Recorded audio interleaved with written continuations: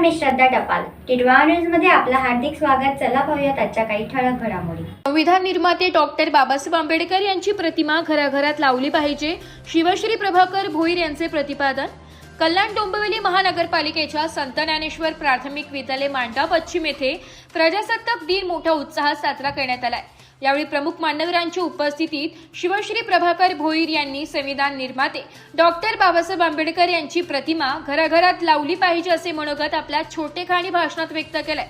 संत ज्ञानेश्वर प्राथमिक विद्यालयात बालवाडी ते 7वी पर्यंत बहुसंख्य पटसंख्या असणाऱ्या शाळेत आज शाळेच्या मुख्याध्यापिका कांचन सायरे व शिक्षक वृंद यांनी शाळेत प्रजासत्ताक दिनानिमित्त खूप चांगल्या प्रकारे नियोजन करून विद्यार्थ्यांचे भाषण, सांस्कृतिक कार्यक्रम आयोजित केले होते.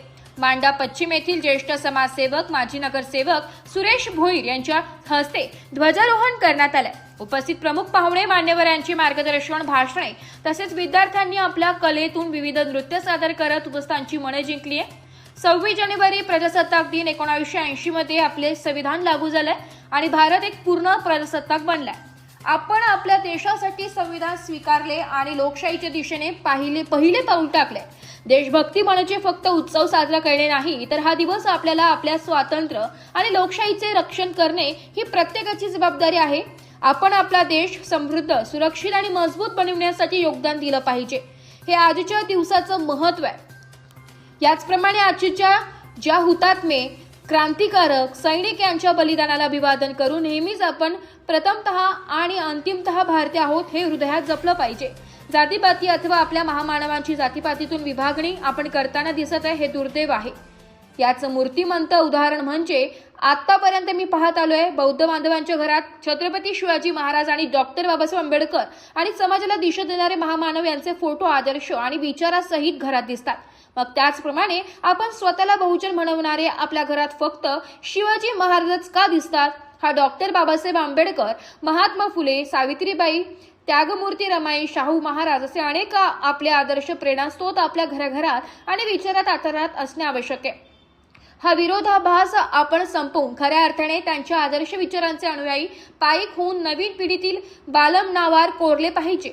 फक्त इतिहास वाचन आणि ठरलेली भाषण यापेक्षा खऱ्या अर्थाने भारत माझा देश आहे आणि सर्व भारतीय माझे बंधू आहे, भगिनी आहे हे खऱ्या अर्थाने तेव्हा रुजेल जेव्हा छत्रपती शिवाजी महाराज आणि डॉक्टर बाबासाहेब आंबेडकर यांचे फोटो, प्रतिमा प्रत्येक घराघरात त्यांच्या आदर्श, संघर्ष, विचार आणि त्याग यांची प्रेरणा घेऊन लावतील. तेव्हा खऱ्या अर्थाने शिवाजी महाराज आमचे आणि बाबासाहेब तुमचे हे विकृत विचार संपुष्टात येतील आणि जातीपातीतून विभागलेले गेलेले आदर्श व्यक्तिमत्व सर्वांच्या मस्तक मनगटात कोरले जातील असे प्रतिपादन शिवश्री प्रभाकर भोईर यांनी केले. जय जिजाऊ.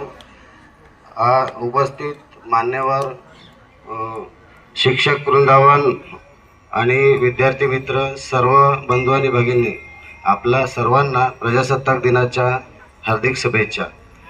आज प्रजासत्ताक दिनानिमित्त आज आपण उभे आहोत आणि आपण खूप चांगल्या पद्धतीने दरवर्षीप्रमाणे स्वातंत्र्य दिवस, प्रजासत्ताक दिन साजरा करत असतो. आजच्या दिवशी भारताला प्रजासत्ताक दिन जो चालू झालेला आहे, संविधानाच्या आधारे आज आपण मूल्य शिक्षण घेतो. संविधानाच्या आधारे आज आपण कायदा, सुरक्षा याचा जो आपल्याला अधिकार मिळालेले आहेत ते आजच्या दिवसापासून संविधान लागू झालेलं आहे आणि प्रजासत्ताक दिनाची सुरुवात झालेली आहे. आज आपण घराघरामध्ये छत्रपती शिवाजी महाराजांचे फोटो लावतो. प्रत्येकाच्या घरी छत्रपती शिवाजी महाराजांचा फोटो असेल, पण आज प्रत्येक घरामध्ये डॉक्टर बाबासाहेबांचा फोटोही असणं खूप गरजेचं आहे.